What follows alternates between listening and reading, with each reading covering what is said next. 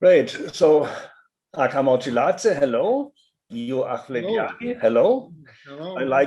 I'd like to meet you both, but today we talk with Aka Morchiladze.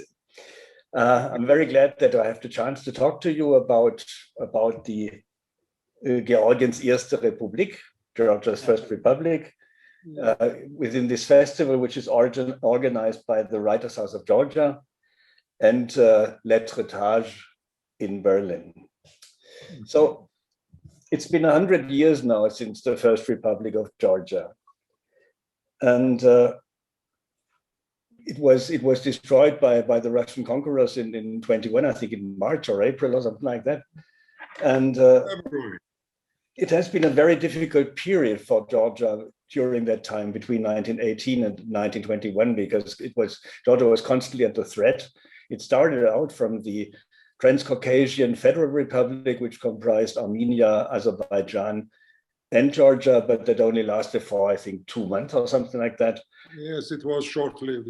Yeah, and then Georgia became independent and had to struggle to get through a very difficult time, because first of all, it was not acknowledged by many countries. Then again, it was during World War I, and Georgia was leaning to Germany because Germany needed their manganese and in return offered some sort of protection against enemies.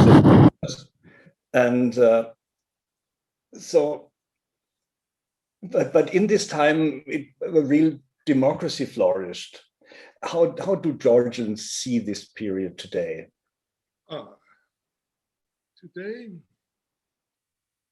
I think it's a bit more, I can't use the word beautiful, but a bit more interesting.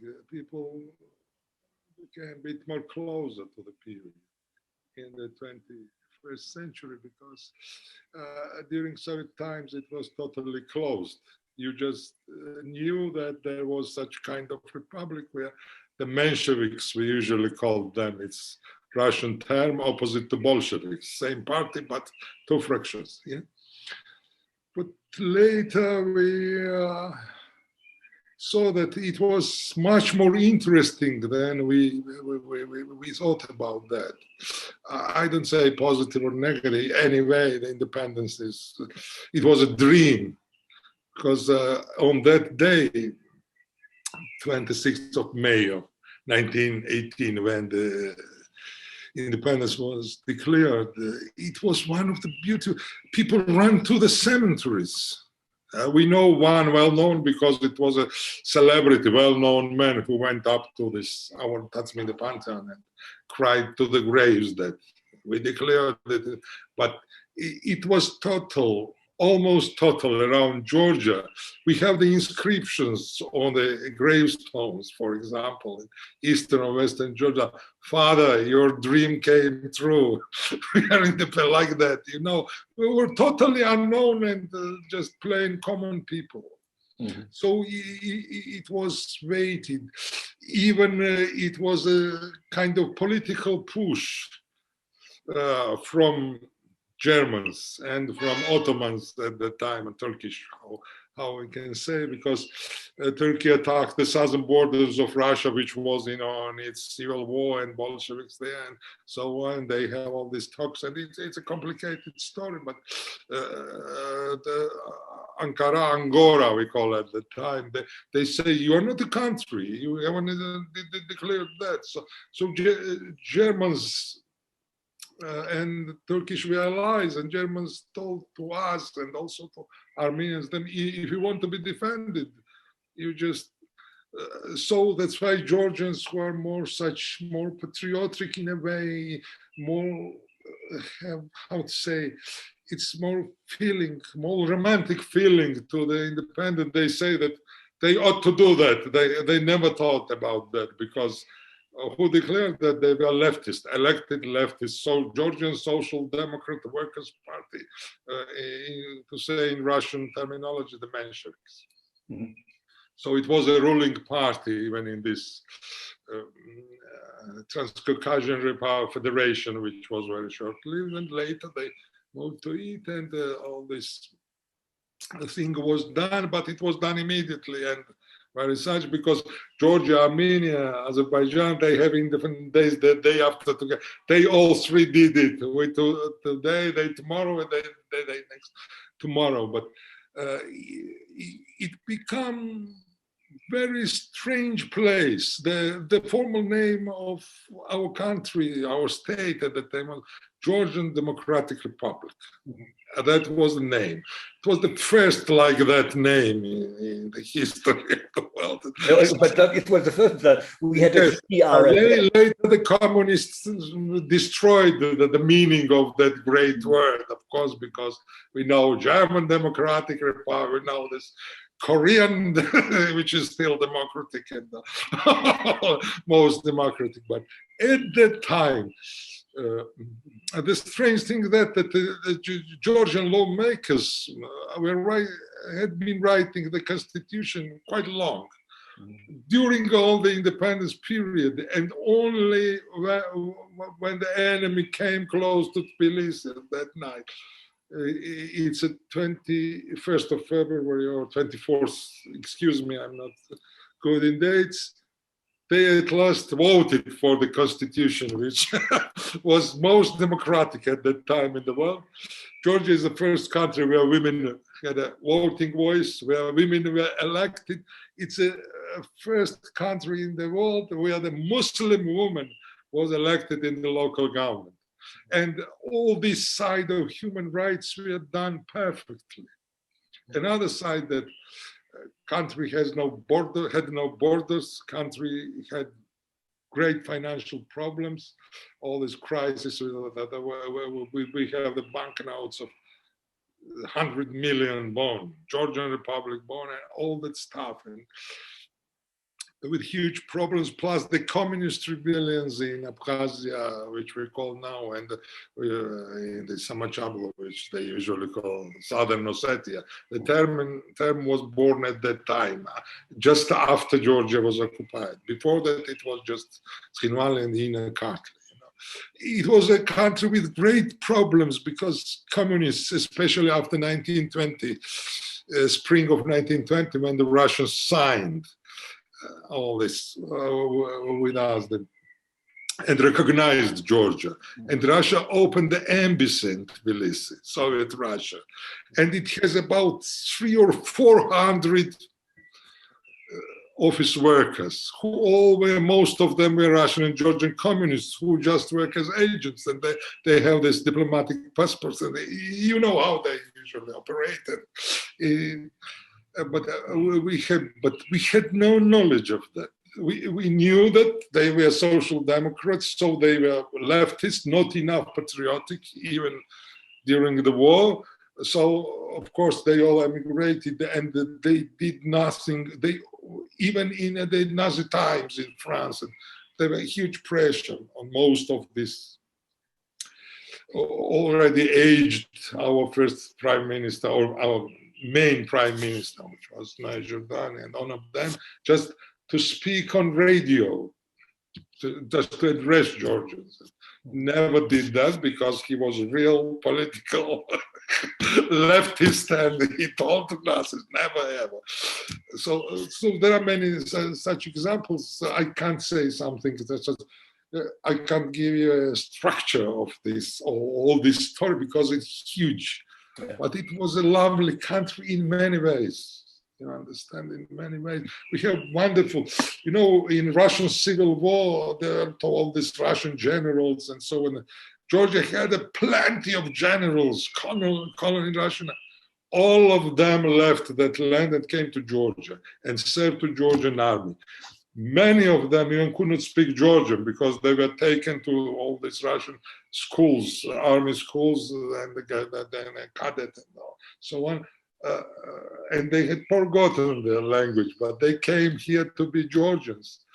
For example, chief of our staff and our last, who was just reburied from France to Georgia just a couple of days ago, Georgi Konitadze, he studied good Georgian in France. Mm-hmm. When he left Georgia, and the kind of people they were. And even we criticized the social democrats with Zhordania and so on, they were honest people. We have to say that. They were honest people, and they were quite such experienced politicians, because in Russian Empire they passed all these serious things, arrests, and they all write, and many of them were intellectuals. Yeah, I read about Noe Zhordania, and he For example, one of the great leaders that he took suicide in Paris, because he wrote strange letters, what they have done in Georgia, and he killed himself in his bedroom early in the morning. When I arrived, he was over. Carlo Schreitzer was nicknamed Carlo for Karl Marx, but still Nicholas, his name was. This party student. So it's a huge story of that. Then was one rebellion, second, and in 1924 there was they just made bloodshed around Georgia. So it's quite painful. But when you hear about, for example, me as a boy, I thought the Georgian flag of independence was white. Mm-hmm. It's old Georgian kingdom flag, which is, I had the impression of, because there was a song about this white and about this general I have mentioned, so on and so on. But yeah, they didn't want the Christian symbols on the flag even. Yes. So George was not on the flag anymore. But my grandfather was a soldier at that days. He was a student taken to the army and fought for independence, as many young people there. He even was one day, he told me, the flag was of very strange color. He told me, never mind, it was deep purple. I had this, as a boy, I had that memory, not more. And he usually says, Zhordania was an honest man, but he had robbers around them, and this usually happens when the leader. but of course, it's a very folk history, not real history.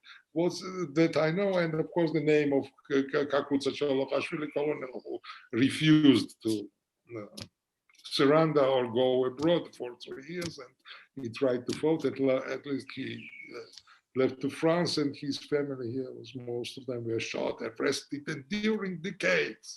They even take corpses of these emigrants. When this great Stalin thing started in 7, Jordania's mothers and sons' bones were taken from graves.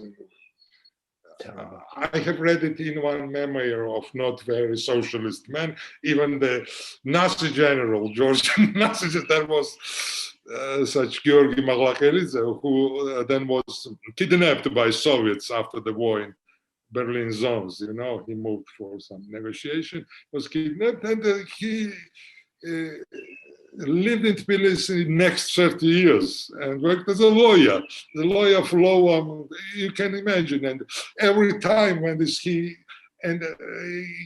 memories were recorded as Georgian dissident at that time, Viktor Schiladze, and now it's a huge book.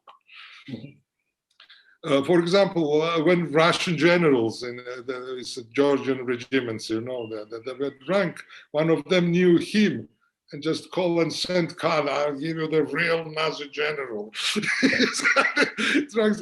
But he wasn't, they were all people from another world, totally different. Now forgotten characters, what I want to say. We have the political side, but they were people of some strange honor, and the great intellect of that time, which operated not in a way we have. So it's a long speech now. yeah, I've heard about also the poverty that was raging through Georgia at that time. I read that Noe Zhordania's mother went to the country and bought food for her son, and when she came back, she said, "Well, I thought you were prime minister. Why do I have to go out and get food for you?" In fact, it's a Georgian story, because the Georgians, we are mostly villagers, and we all have the connection with villages. And great thing of autumn is that your old parents or the grannies, they came and bring what they have there after all this harvest and things. And she usually came with all these things to Tbilisi and said, in difference with Stalin's mother, That we have the same story with Stalin's mother. When Stalin last visited her, "Who are you, son?" Now she asked. He said, "You remember King? I'm like him." She said, "I prefer you to be a priest." That's well known. And she also tried to send gems to Moscow, and all. That's a kind of, how to say, traditional unity with Georgians, who has connection with village. You even don't need that, but when they send it in autumn or bring it in autumn, it's some almost holy thing. Hasted to made it because they think it's an old peasant thing. They think that you are in town, you need to be supported, and we have all this. Why not? Why not? Yeah, sure. Like that. So it's a real story that Jordania's mother brought all this food and said, and then you have this bad suit. Your suit is not looks not very well. And they say that you're number one here. Why the hell I'm bringing all the things there?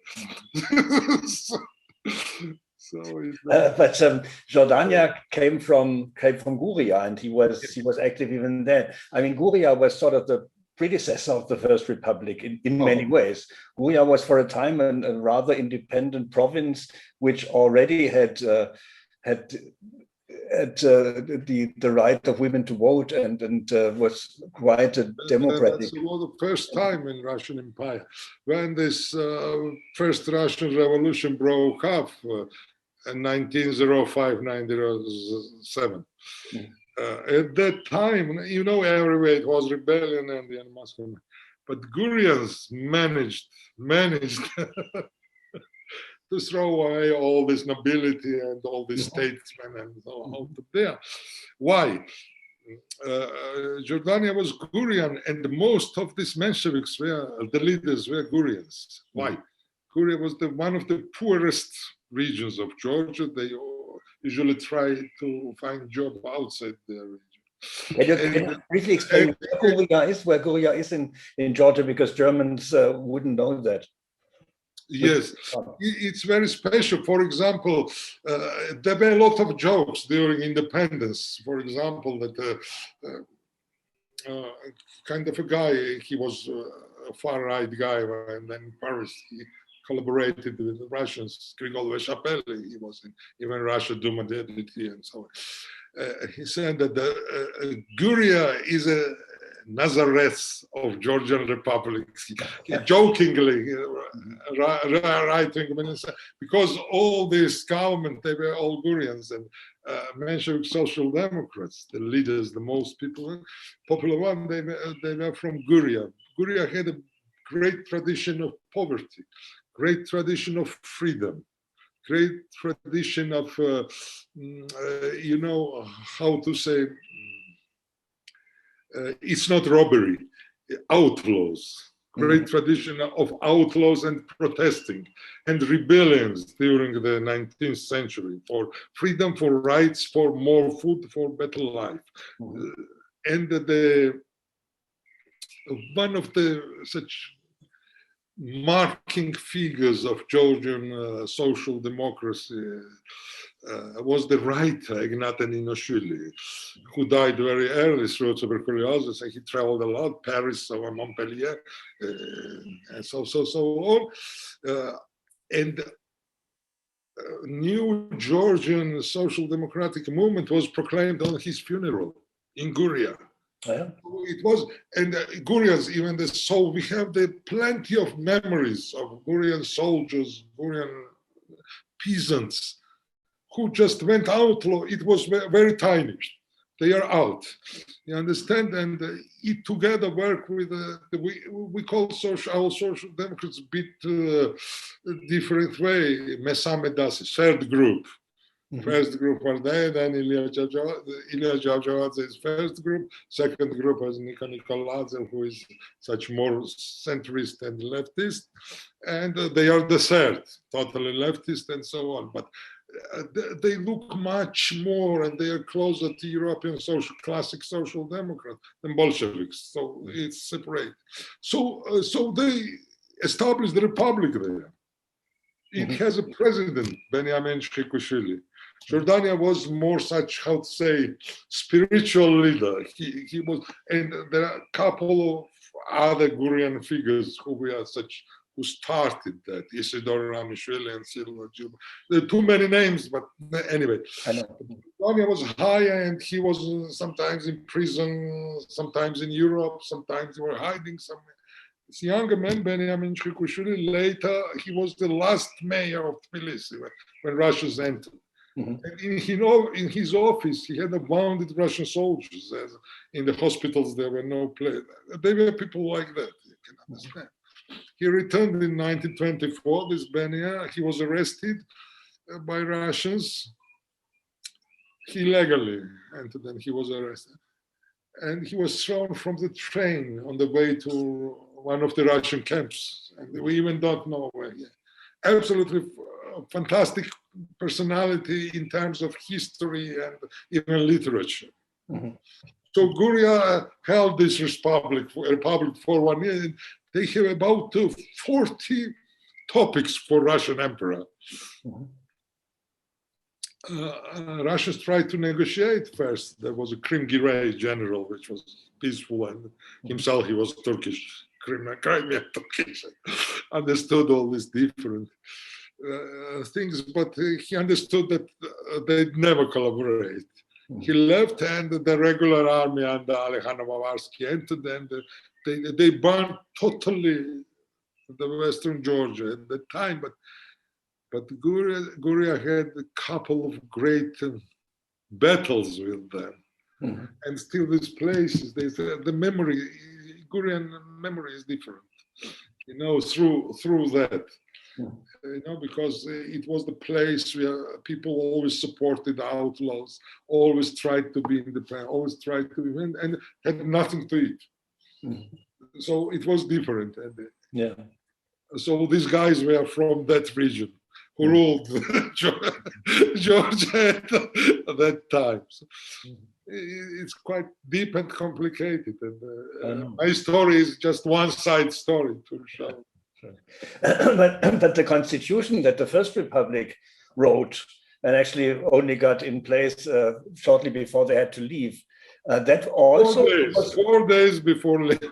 But that also became the first constitution of Georgia in 1991. So there must have been a bond between the two. There must have been. There was some strange political misunderstanding there, because in that constitution there were no autonomies, as I remember. They were not mentioned as autonomies. Especially Abkhazians, we say, because Ossetians were so mixed with Georgia that it never took a sense as different people. But at that time, at independence time, there was one strong rebellion about Abkhazia, communist rebellion. Popular Guard, we call it. It was a social democrat, how to say, even it's not the army, it's Guard. It's under Prime Minister, and they went there and they were shooting, and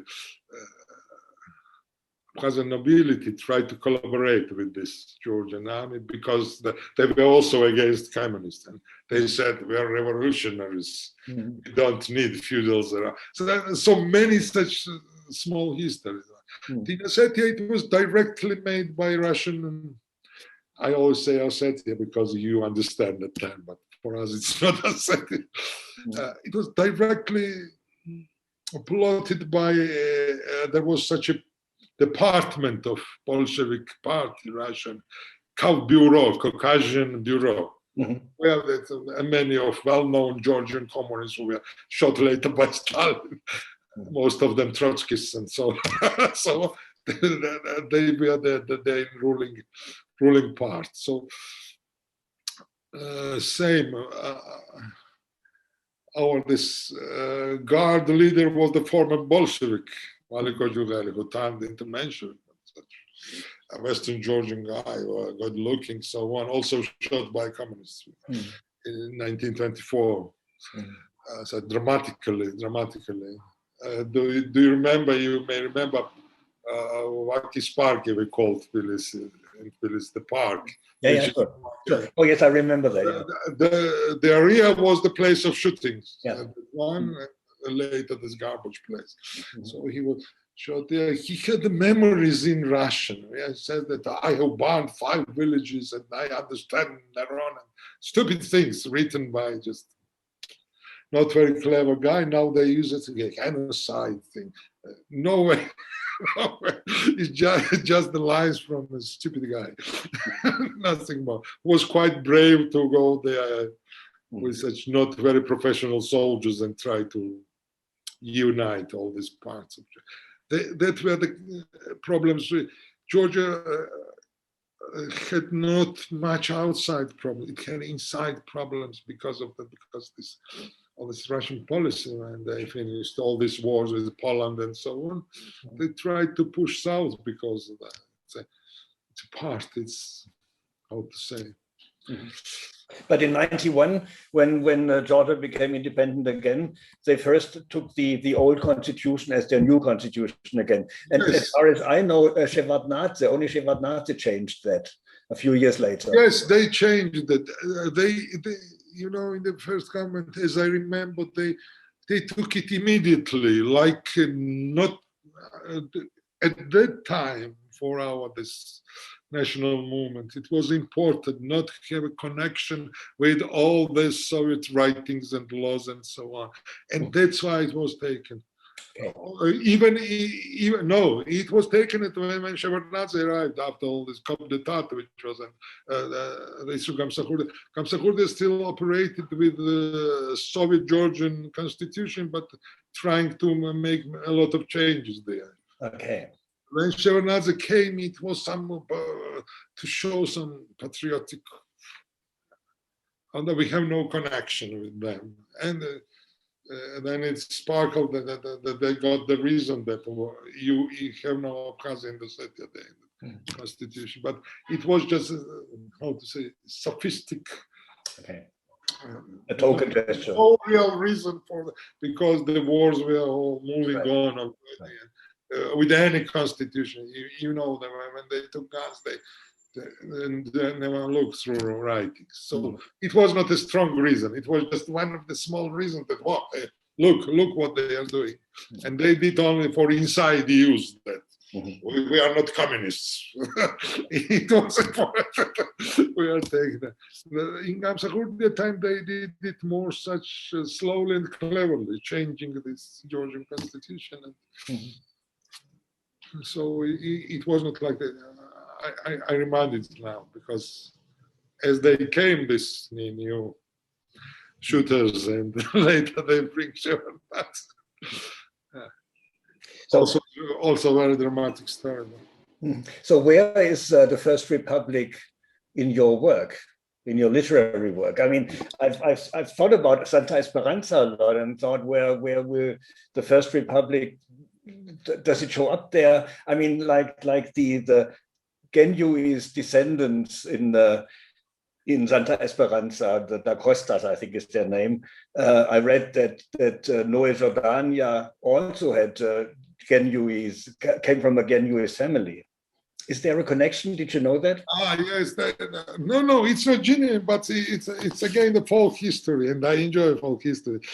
Jordani,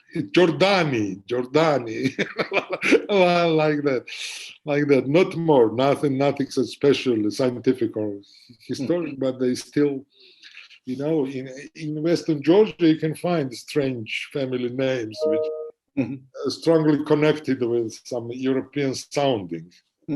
Same as Jordania. One of them to say. Yeah, but I think his grandfather came from Genua. Yes, they say, but I have never seen any document of that. Yeah, but grandfather. Maybe if we speak about things like that, it may be not closer than 17th century. Yeah. Because there are a lot of Italians, and you know, all these missions, Catholic missions, and all. Many people followed them from Italian republics. So there is no connection with Santa Esperanza. No. It's just like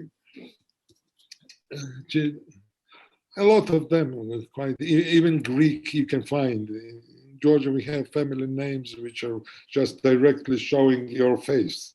Mm-hmm. For example, I call Prangi, in Georgian, Prangi, French, directly. It means Catholic in the medieval centuries. And all Catholics are French. Mm-hmm. I see. And for example, the Italian they call Genovian, as it was at the time, and that's and so on. But Catholic is French. Okay. For example, family name Berzanishvili, which is Greek. Mm-hmm. It means Orthodox. Oh, yeah? It doesn't mean Greek. It means Orthodox. Mm-hmm. Oh, I didn't know that. So on and so on and so on. Mm-hmm. It's quite strange, and it has its own experts. So, but there is the First Republic somewhere in your work, is it? Not directly. Maybe I have, which is not translated in German. I have a book about Georgian notebooks like that, and I have this 19th, 20th century thing, but not directly. Not directly. I always try to put it somewhere, but always run into more communist time. For the time, so it's tiny, but it's a really lovely period for me, and that I enjoy. And I quite frankly, I thought a lot about it. As a younger man, I had a lot of pieces about that period, but it kind of novel pieces. It's fiction, not like that, because I think that I know what was going there and how it worked at the time and how people lived. We have quite a couple of books by wonderful Georgian writers about that after this perestroika time. Reza Jaishuli's The Robbers. Mm-hmm. It's great. It's about the outlaws of this independent time. Mm-hmm. Lovely, full of humor, full of this disastrous poverty and all that thing, but very kind of medieval Spanish novels, which are about this. I think you mentioned that in this one. Oh, maybe, yeah. You also mentioned Guria in this one, so. Yes, but such, I think, briefly, as I remember. Briefly, yeah. Not very such directly. So too bad. I had hoped that there would be more fun, but maybe that's still to come. You never know. I think so. If I need it, I'm now more about this Soviet Stalinist times, thinking more about them. Yeah. Maybe I'm growing older because young people has to know. I'm not sure that many of them can read my books, but still you have to live it. And I think we need that because many things are unknown for them and just forgotten and careless. And if you don't know that, you can't understand what is going on. Yes. Yeah. Same happened to me when I read your books, like except the Filmvorführer.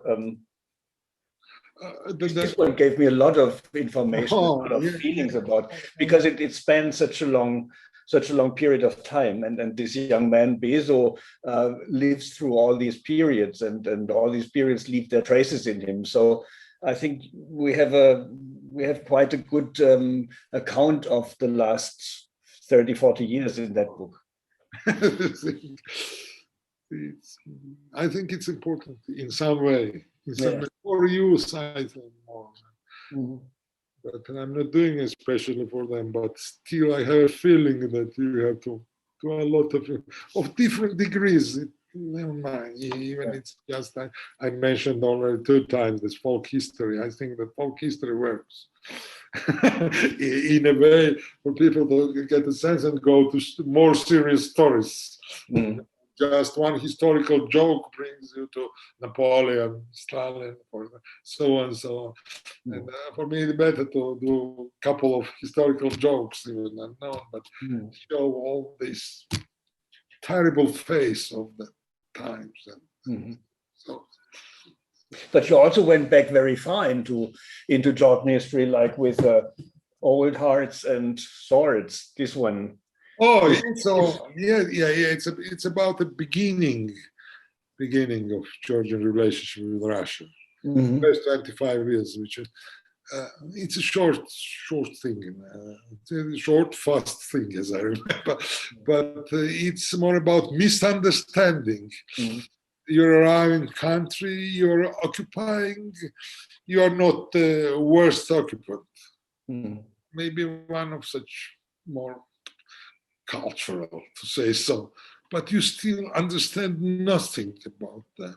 Mhm. And pushing your line, and what that happens, the tragedy happens there, and we know that tragedy happens after mistake. Mhm. Yes. We have not. We have all the Shakespeare things, and mistake most tragedy.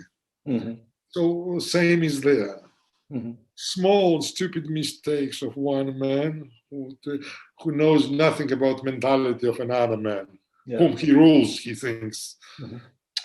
Starts the story, and then tragedy happens. It's about that, about cultural differences and reading less or thinking less But about you never went back further into into Georgian history. So this is the earliest period that is described. Yes, I have never gone farther. It's earliest, and when I was writing, it was most such how to say, most not comfortable, exact period of time.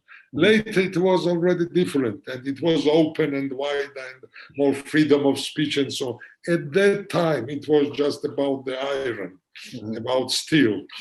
You know, misunderstanding follows the steel, and later follows the writing articles or some orders from rulers and so on. At that time, it's a steel. You have to catch him and send to Siberia, which sounded at that time in Georgia, Siberia sounded it like a hell. Mm-hmm. Somebody was sent there. They said, "Oh, you spit there," and the ice drops down. Yeah. No, and totally different rules and laws, which Georgians, even for robbery, for example, Georgian judge gave the totally different decision. Mm-hmm. Totally different. It's very, very patriarchal, easy decision. What you have taken, you bring, and plus, you understand. And, they were taken to Siberia for the same thing, and it was more crazy. What are you doing? We lived our life like that, and now they're changed. That was a great crush. In fact, the judge, and how they enforce law. Because in medieval Georgia, it may sound strange, but to execute men, it was the most difficult thing. They were political murders. Yeah. But when judge says that this guy must be, it never happened.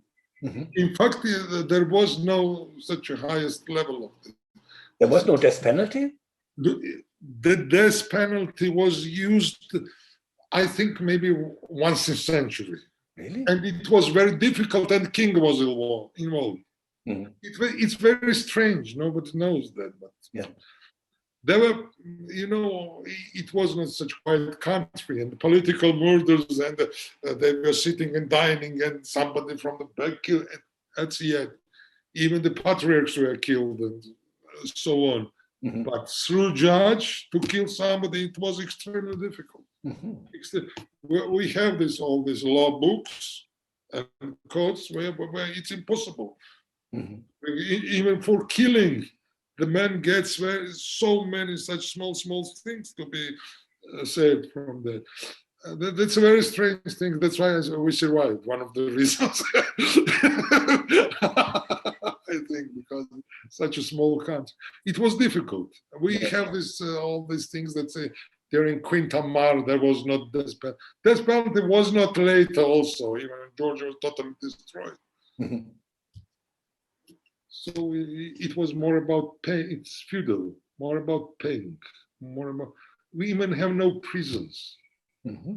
You can understand. When Russians came, we have some. For example, we have the memory. One of the priests, which was very such high influential, and he was against king, and put to the rooms, they read, and was not allowed to come out. He's sitting in. Amazing. Oh, it's different. It's different. Well, I think we have come to the end. We have only 45 minutes. I could go on talking to you forever and ever, as you know, because for me, you are the heart and soul of Georgia. Miss you so much. No, really, because you're so. When I see and talk to you, this is Georgia. For me, this is Georgia, and you are one of the really great storytellers of all time. But you know all that. Yeah, I'm not flattering. It's yeah. So, thank you very much. Thank you, Stefan. And I think. Yeah, I hope to see you soon. Maybe we come to in autumn. We all hope about autumn. So. Yeah, the autumn is our savior. Yes. Thank you very much. Thank you.